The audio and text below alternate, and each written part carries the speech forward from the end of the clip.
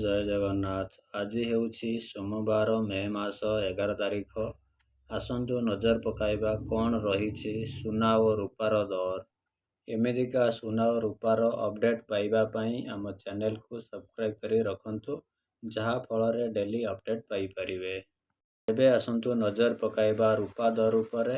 ରୂପା 1 ଗ୍ରାମ ପିଛା 256 ଟଙ୍କା ଥିବାବେଳେ 10 ଗ୍ରାମ ପିଛା 2540 ଟଙ୍କା ଏବଂ 100 ଗ୍ରାମ ପିଛା 25,400 ଟଙ୍କା ରହିଛି।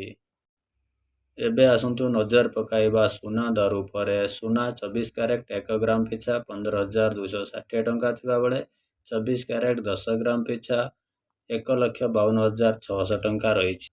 ଏବେ ଆସନ୍ତୁ ନଜର ପକାଇବା ସୁନା ଦର 22 କ୍ୟାରେଟ୍ 1 ଗ୍ରାମ ପିଛା 13,965 ଥିବାବେଳେ 22 କ୍ୟାରେଟ୍ 10 ଗ୍ରାମ ପିଛା 1,39,650 ଟଙ୍କା ରହିଛି।